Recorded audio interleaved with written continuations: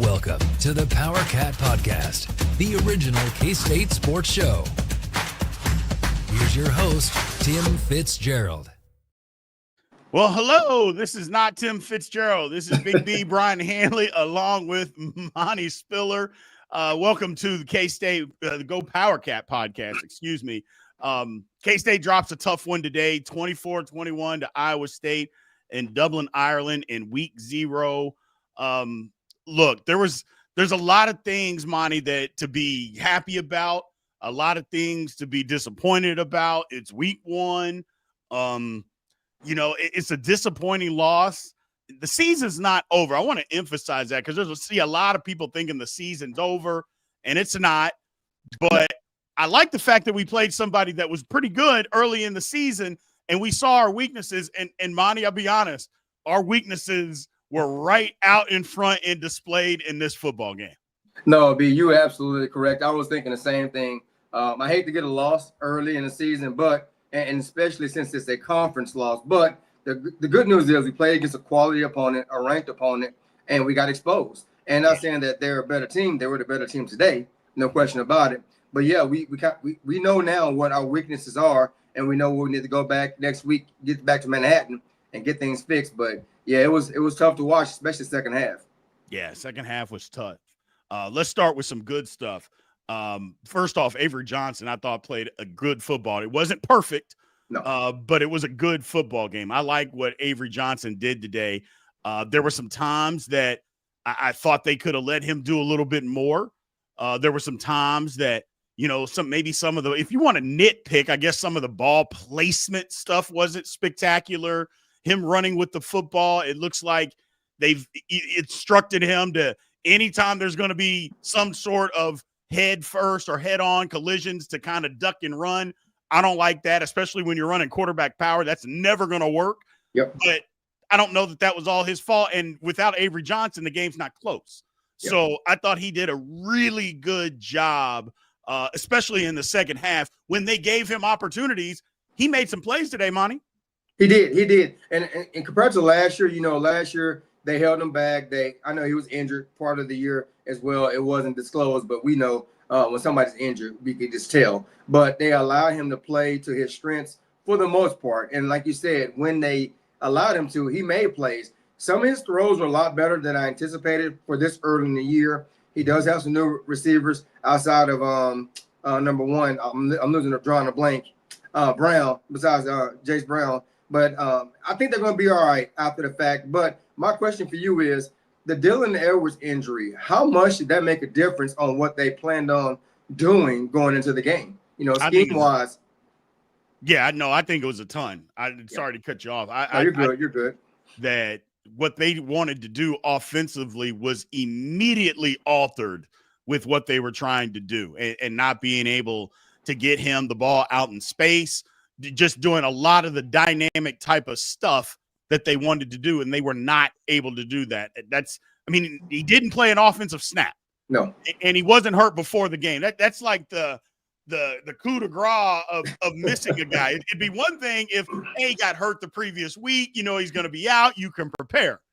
Or, hey, you know what? He pulled a hamstring in warm-ups. Hey, we get the backups ready, and you know what? Okay, it's not ideal, but at least they get an opportunity to figure it out.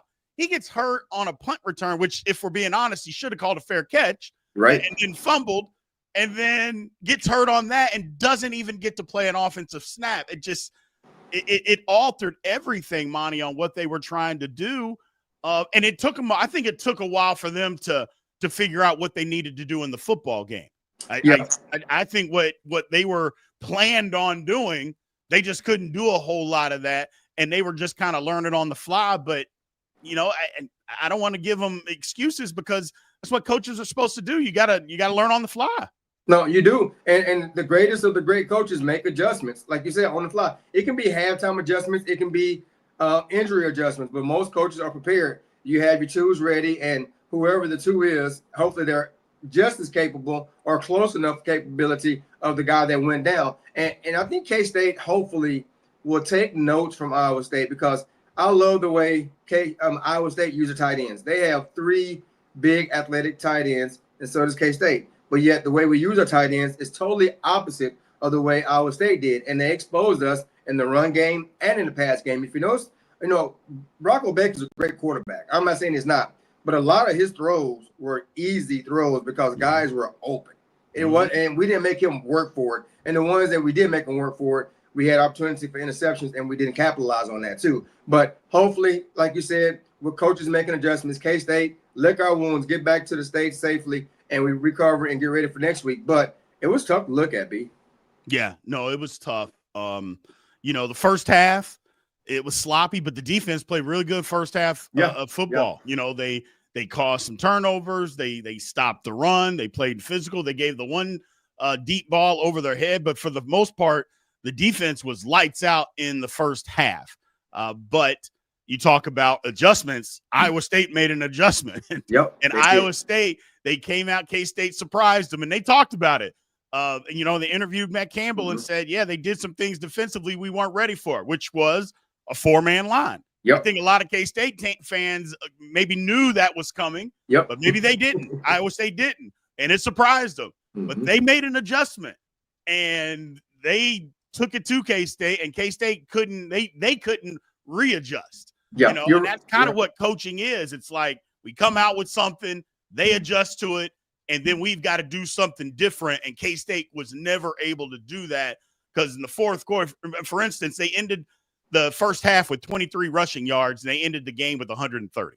And if they would have kept running the ball, and let's just be honest, if they would have kept running the ball, if there was another quarter, they might have had 300 yards rushing because K-State just absolutely could not stop them from running the football in the fourth quarter. I'm sure they got tired, but either way, they made an adjustment and just started playing physical, and our guys just weren't physical enough, Monty. Absolutely. You're right. And I noticed late in the game, too, we had a defensive end covering tight ends in space, and we tried to load the box with backers and safeties. And obviously, Iowa State said, basically, if you're going to load the box with those guys, we're going to run right at them. And they did, and they were getting 5 yards a pop, 7 yards a pop. And then when we did transition it to load the box with the end, the secondary, we couldn't cover one-on-one deep. And not saying that they're bad. They're young. I get it. It's going to happen. But they took advantage of it. Iowa State figured out, okay, K-State's not going to let us run the first half. Okay, great, fine. We'll switch things up. We're going to run the ball, and then once they can't counter, we're going to go deep. And they did. And it's one of those things when you have a mobile quarterback like Beck, how many times did he get a first down on broken plays? We have good coverage on the back end, and all of a sudden we miss a tackle here and there, and 7 yards later, first down, they're killing the clock, and our offense is on the bench. So Iowa State made all the right adjustments. We turned them over. We talked about going into the game. We had to turn them over, but we didn't capitalize on it. Nope. And the thing about Rocco Becht, it was, early K-State got some sacks, but then he started making plays. He would get a first down scramble. But even if he didn't get a first down, Monty, it was he'd get out of a sack where we can get him behind the sticks, and then he gains 6 yards or he gains 5 yards. So versus it being, 3rd and 18, it's 3rd and 4. Or 3rd and 3, stuff like that. And that's what killed him is that we just couldn't we in the second half, we just couldn't get him on the ground anymore like we did in the first half. And that hurts. That hurts. But offensively, look, let's just look at it. They ran the ball pretty good in the first half. I think what crushed them was that fumble by Joe Jackson. I mean, what was that, a 15-yard run, and then he fumbles at the end of it. We never got the running game going after that. We could never get it figured out after that. I didn't like the play call. There's a lot of people in the chat that are mad about the play call, and they're right. There was a time, I said this last year, and I know it's week 1, but we weren't playing the normal week 1 opponent. No. We're playing Iowa State. Empty the playbook. It was 3rd and 4, and we run a tight end, a 1-yard route to a tight end. And I said, at the time I tweeted out and I said, look, if you don't trust your quarterback to drop back and throw the ball 5 yards down the football field, anywhere on the football field, then we need another quarterback. If you can't trust him to do that, and I don't believe that that's an Avery Johnson problem, I think that's a conservative play call problem. Because when you did allow him to go make some plays, he made them for you. It didn't help that wide receivers dropped some footballs too, Monty. That's another thing that happened. So, it just wasn't a great game. It was week one, and we saw a lot of week one type of stuff. Yep. But it's like you mentioned, you play against good competition, and some of your warts get exposed, and that happened. Yep. And it did. And good, like I said, the good news is week 0. The bad news is it's a conference game, but the good news is we get to come home, kind of lick our wounds, and play. Not saying that North Dakota's not a good team, but play a team that's not nearly as athletic as an Iowa State team. And I was watching the game, and let me know if you thought the same thing. Maybe it was me, maybe because the field was wet, but Iowa State looked faster than us. There was one route when Jace Brown ran out and up, and a safety ran right with him. Yeah. That don't normally happen. And he's a big safety too. Yeah. And I was like, come on, man. And so, and then when their tight ends would leak to the flat, their tight ends were pulling away from our linebackers and some of our safeties at times. So I'm thinking, are they that much faster, or is it the ground being wet, sloppy, a little muddy from the rain? What was it? And that's something we need to address. I know we're a fast team. We recruited speed, we recruited size, but that was kind of glaring as well. So that's something to look forward to as the season goes on, to see how some of the guys that are new to the program adjust to that. But going back to the offense, we had spurts where we were get the ball moving, and then we'll get a holding call. And there was some suspect calls against us that I wouldn't call holding. But we kind of shot ourselves in the foot. And going back to the fumble, you get a great run, you fumble the ball, that just kills momentum. So offensive-wise, we started slow. We showed some spurts late, obviously. The touchdown passes late for Avery look good, and we have the capability. But the O-line, they're young. We got 3 new guys starting there. I'm not making excuses for them, but we got to do better. We got to do better. Yeah, I mean, look, I was going to get to the O-line, but the thing about it, and I'm just going to say it flat out, if this is what we're going to get from the offensive line, it's going to be a long season. You're right. I was worried about it coming into the season. I said they had to play better than what they did last year. This effort was not better than last year. No. It was worse. If this is all we're going to be able to get from this offensive line, then we're in trouble, Monty. It's not going to be – they have to be better. Now, again, I don't want to panic because, again, it is week 1. Guys get better. You absolutely get better. But this was not a good performance. I mean, again, we ran for 110 yards. That's not good enough. We couldn't get 1 yard when we needed to get 1 yard twice. I mean, on 4th down, we're 1 and 4 or 1 for 4. 1 for 4, But 2 of those, we're trying to run the football. Now, here's another thing that I mentioned, and we talked before the show, and I tweeted it out. I'm like, some of that is personnel. Yes. We don't have a big running back on 4th and 1, so you're trying to run the football, but you also don't have a fullback. So you're trying to run downhill, off tackle with no fullback, and you want to get finesse and be fancy on the outside with the tight end blocking back on a 3-tech and a blitzing linebacker and a safety running free. Didn't work. Yep. The same safety made the tackle, Monty, on both 4th down plays for Iowa State. The same guy, because he's running free.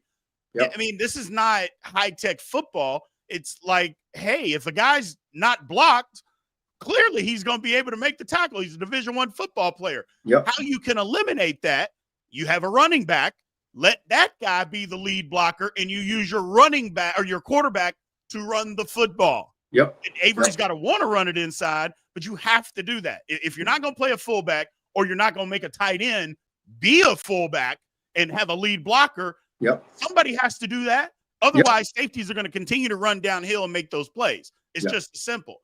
And twice that happened. The first one, the O-line blocked it fine, but there's not enough guys to block. The second one, I could say it's an outside zone. You got 2 linemen blocking 1 guy in a gap, and he let the safety run right past him. And my thing was, what are you looking at? I'm like, your gap is right here, and you just let the guy run right by you. And he did. So, but either way, the line's got to be better. It's not physical enough. They don't get nasty enough. I mentioned that on Go Powercat, and I've talked about it all off season. Got to be physical. Got to get nasty. Got to be more powerful. Now, I'll also say, let's give some credit to Iowa State. They got a good defense, Monty. They got a good run defense. All those linebackers that got hurt from them last year are back. They got a good run defense. But when K-State wanted to run the football, at least in the first half, they were able to do it. In the second half, they weren't able to do it, and that's not good enough. No, you're right. And going back to the O-line, physicality had to be a must. And like you said, Iowa State's O-line, they push us around, especially late in the second half. We were tired. We were leaning on them, and they just we gave up 4 yards here, 5 yards here. And I know K-State has the guys to do it, but it's a mentality. And going back to having a lead back for the quarterback, if you're going to want quarterback power, or even outside zone, you need to have somebody that's a little more physical that can take on that alley runner in the safety and not have Avery go one-on-one with him. I understand Avery is a finesse guy, but I watched the game. And if you look at the two teams that were in the Big 12 championship, a lot of people forget this. People want to think that the Big 12 is a running gun team, sling it, and they are. But if you look at the two teams that are in the Big 12 championship last year, they were physical smash mouth teams. Iowa State and Arizona State. With Scatterboo, it wasn't no question about what he was going to do. He would look for somebody to hit. He wasn't trying to run around nobody. And the same with Iowa State, they would run through you often with 2 or 3 different backs and dare you to stop the run. That's the mentality K-State got to get. I'm not sure if we got the personnel to do it. I hope we do. But going on in the season, hopefully we figure out, so you know what? Yeah, we have an athletic quarterback that has speed to get outside, that can crease you with his legs, but we got to set it up with some bruises up in the middle, because right now it's not going to last. No, it's not. I think they can also open the playbook up a little bit more, start throwing the ball down the field. I know he had the 2 long touchdowns, but there's nothing wrong with a 16, 17-yard dig route from time to time, Monty. There's nothing wrong with that. And K-State doesn't do that enough. They got to start doing some of that stuff. You got these receivers. They're supposed to be better. I think, a lot of it we want to blame all on them. And I think a lot of it is we don't allow them to do certain things. And for K-State to be able to win, or I shouldn't say be able to win, maybe to be able to win at the highest level consistently, they're going to have to be able to do some of this stuff.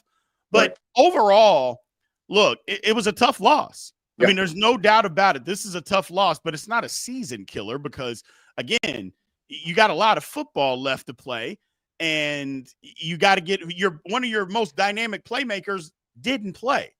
I think people forget that. Dylan Edwards didn't take an offensive snap. Didn't play in the football game. So you got an opportunity there to possibly, get back another dynamic playmaker. And then what does your offense look like after that? Now, again, they still got to go out there and do it. They got to go prepare. They can't let this loss beat them the next week. That's an old Bill Snyderism.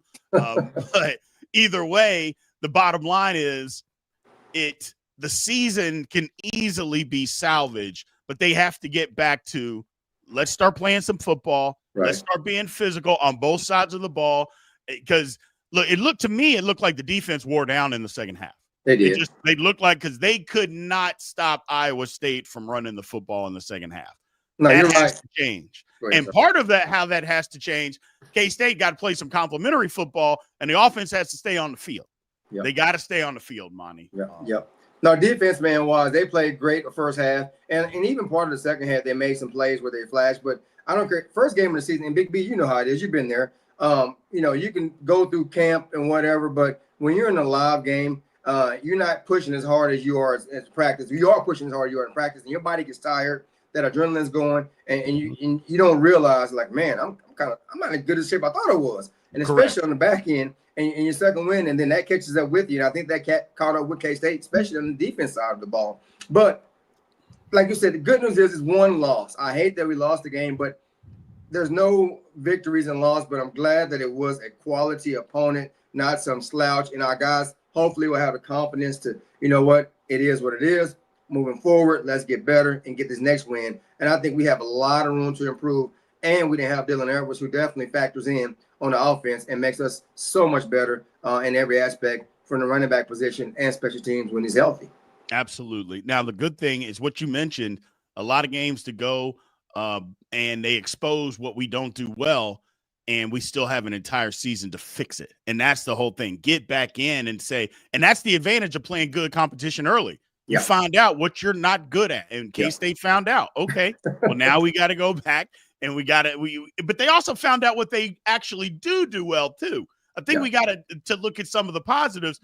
It wasn't all negative for K-State. No. I mean, again, they ran the ball well in the first half, and I understand why they couldn't throw it in the first half. It was a a monsoon out there. Not to mention the field was a nightmare. So, but both teams played in it, but both teams couldn't move the football in the first half either. So I totally understand that.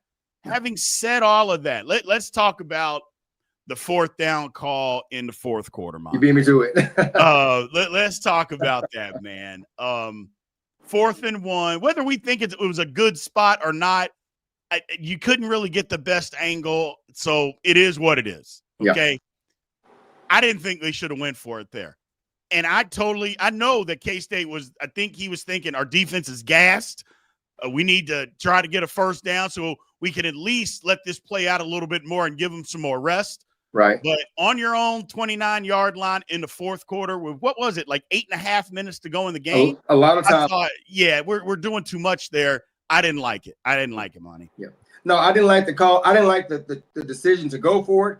And I didn't like the play that was called to go for it either. And it was one of those things where I laughed at myself, and I thought about back when we played, I thought Coach Snyder would even consider going for it on 4th and 1 at that point in the game and backed up in your own field. But I will give Kleiman this. He obviously, like you said, either he was looking out for the defense knowing they were gassed, or he knows something about this team that we don't know. And the fact that he had the confidence to go for it in a big game, in a crucial situation, speaks a lot about him, you know. So that made me happy. I'm not gonna lie. The fact that he's not afraid to roll the dice and take a chance on a play like that, because he did. It didn't work out. If it would have worked out, we went down and scored, we win the game. He's the best thing ever. It didn't, so people are questioning it. So I see where people are coming from on that. But I will say I give him credit for having enough courage and confidence in the team to at least consider doing it and going for it, even though it didn't work out for him. Correct. And that's where I'm at with it. I didn't like the call. I love the guts. And like you mentioned, he probably knows his football team a little better than me, you, or anybody else does. So you give him credit for that. Yeah. But I just didn't like the play call. Yeah. I didn't like the play. It's 4th and a yard. Yeah. Outside zone is not, even if you run the option, I'd have been fine if they'd have ran the option on that. Okay, great. But you run outside zone and nobody decides to block the alley player, and then he just comes up and bashes your quarterback. I just like, that's not the play for me. That just wasn't the play for me. And it comes back to, and again, I know I'm biased, but I don't care about that. It's 4th and 1. Yeah. Be a physical football team. There's nothing that says physical about running outside zone on 4th and 1. That's not a physical football play. That's, hey, we're going to try to run this out, and maybe a guy over pursues, and then we can get a gap and cut back, yada, yada. We just want to get a hat on a hat versus, you know what? It's 4th and 1. We're going to have our guys move a guy against his will and get a first down. Yeah. And that goes like the play call. That goes back to what you talked about too. You know, I can understand, and maybe they do have a guy in the locker room like this, but back in the day when we played, you had a Brian Gooseby who you could line up behind you guys and just move the crowd. You know, if Mike needs to run a quarterback power, Mike put his hand on it back and push the ball for 2 or 3 yards. It's an easy first down. But I don't know if you have a guy like that in the locker room. Like I said, I know the roster, but I don't know where they particularly practice at. And football is football. I get it. It's evolved a lot more since we played. But when it comes down to 4th and 1, 3rd and 1, short yardage is short yardage. Look at the Philadelphia Eagles, the tush push. You can hate the Eagles all you want, but it works. It works. It works. I hate the Eagles. I'm a Cowboys fan. You're a Steelers fan. We don't like the Eagles. No. But the tush push works. It works. So physicality comes into play. So that's something hopefully we look into in the future and not worry about the outside zone. Get up the middle. And if they stop it, so be it. It is what it is. Yeah, it just, you know, there's a lot of points, obviously, that you could go back and say, you know, what ifs, and hindsight's 2020. That was one of them. But overall, I just thought I thought they were ready to play. I know you're going to say, well, what are you talking about, Big B? We fumbled the first time we touched the ball on offense. But I didn't think that. I thought the team was ready to play football. I just thought Iowa State came out. It was raining. Bad conditions all over the place, but both teams had to play in that, Monty. Yeah. You know, it wasn't that it was only raining when K-State had the ball. It was rain. I mean, it was a bad first half. It was pretty shaky first half for both teams. But the thing that I liked about the first half is that K-State did make some adjustments. They did recover and say, you know what? We can run the football. We can run it between the tackles here and get some movement. You know, we can do that sort of thing. And I just didn't think, well, they turned the football over, and that's part of the problem. You can't turn the football over twice and give up possessions. But you look at it overall, I mean, K-State had more yards than Iowa State. I mean, you look at it. But the big difference is Iowa State had the ball 7 more minutes. So, and that basically comes down to the fourth quarter when Iowa State was running for 6, 7, 8 yards every time they touched the football when they decided to run it. Heck, the play before or the series before when they kicked the field goal, I was like, thank you for throwing the football. They run it like 6 times in a row. Like they went 7, 8, 5, 9. I'm like, well, we're not going to be able to stop them. And then they came out and threw it on first down. I'm like, thank you. And stop the clock. And stop the clock. Our guys are dead tired. So, you know, moving into next week, or I guess to put a bow on this thing, what are the 2 things that you saw that were positive, the most positive things that you saw from this Kansas State team tonight? Defensive speaking, our front 7, when they're fresh, they're pretty good. You know what I mean? And they can compete with anybody in the Big 12. And I honestly mean that. And then not in depth-wise as well. I saw a few guys that came in and rotated. That front 7, they're going to be okay. They're definitely going to be the strength of the defense. Secondary-wise, we're young. We got to figure out who's going to be the starters. McIntosh played well at corner. The first couple of series, he came up and made some plays on the edge to make some tackles. I know he gave up a big touchdown late, but I think he's going to be okay. He's a good-looking kid, 6'3". And then VJ Payne, he needs to show a little bit more, being a senior, a leader, and a captain. I expect more out of him, and I think that will show as the season goes on. But that's number 1. And then number 2, I know we got talent, and we have bigger receivers than we've had in the past. And the question is, how do we balance that between a little scat back like Dylan when he's healthy and the big receivers we got? And I also want to see us tie in tight ends more. But Avery looked comfortable, man, and he looks confident. And I think he made some good decisions. So his decision-making looked a lot better than it did at this point last year. And then our front 7 looked pretty good. Yeah, that's my positive. I thought Avery looked fine. Again, people are going to nitpick, and I'm one of those people that do. So everything that he did wasn't perfect, but he didn't have to be perfect. I mean, he was 21 for 30 for, 270 yards, 3 touchdowns. Bad. I mean, if you're going to tell me that's how he's going to play every week with no turnovers, first off, if you tell me that, I think, well, Kansas State won the game. So that's number 1. So I think they got to open it up even more. Because the line for the most part was able to pass block fairly decent. Well, so if they're going to be able to do that, then maybe we got to run it or throw it more, Monty. Maybe we got to throw it, 35, 40 times a game. I know that's not ideal. I know that's maybe not what we want to do, but if that's how we're going to be able to move the football the most successful way, then don't fight it. Just do it. There's no reason to fight it. Just hey, this is how we got to move the football. Other teams do it all the time, and you see them. Hey, we can't run it, but our line can pass block. We're going to throw this ball 45, 50 times, and we're going to get 350, 400 yards, and we're going to call it a day. It's not the most ideal way on how to win football games, especially when you play in Kansas. When it gets to November and December, that's tough. But it is what it is. So I'm not overly concerned about everything. There's certain aspects that I'm concerned about, and I'll start this. I've mentioned it. The offensive line play has to be better. It just has to be better. But I liked what I saw out of the defense. You hit it on the head. When they're fresh, I think they're one of the best defenses in the Big 12. But they got worn down, and that we got to do something. Got to be a little complimentary football, because even you think about it, Iowa State goes on the long drive, kicks the field goal.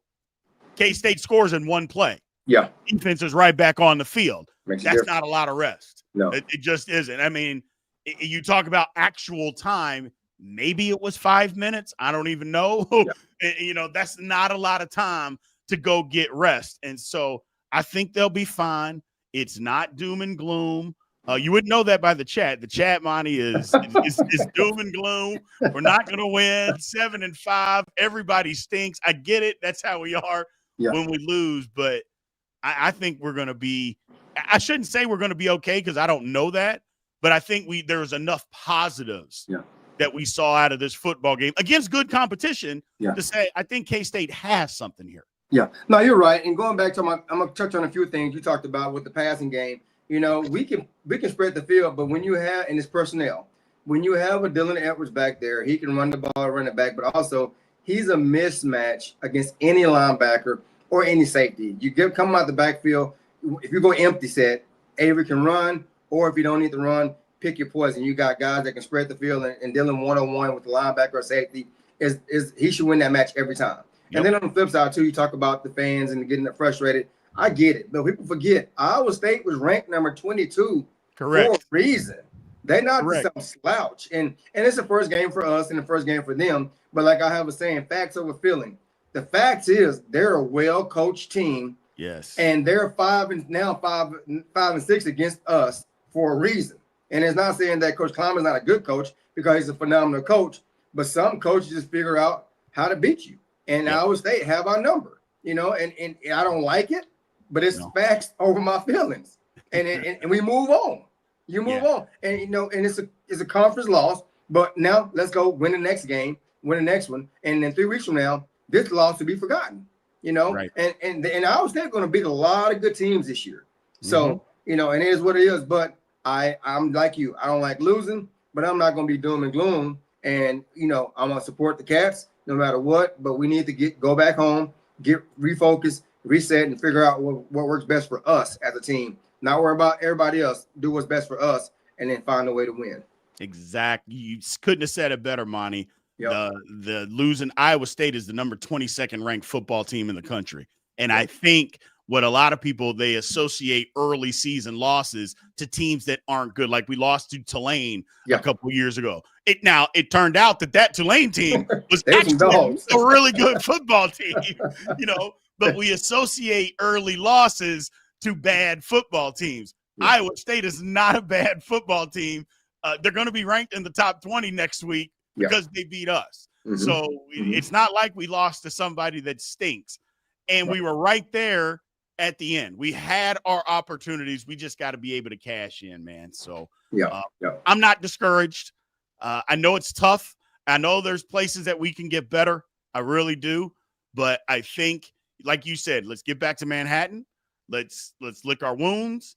Let's come out. Let's play a good game next week, and then go from there. Get the season started on the right foot, because this one's behind us. You can't change it. So we got to go win a football game. That's all it is. Got to go win a football game, and then we'll take it from there. Absolutely.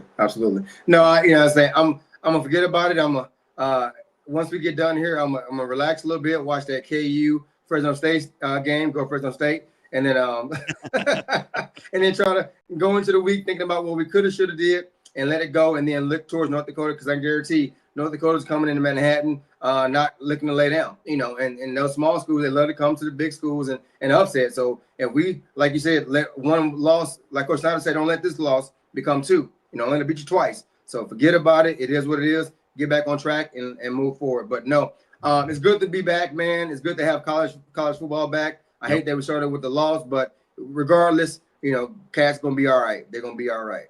Absolutely, man. Well, thank everybody for showing up today. We appreciate everybody that came in. Look, it's a tough one.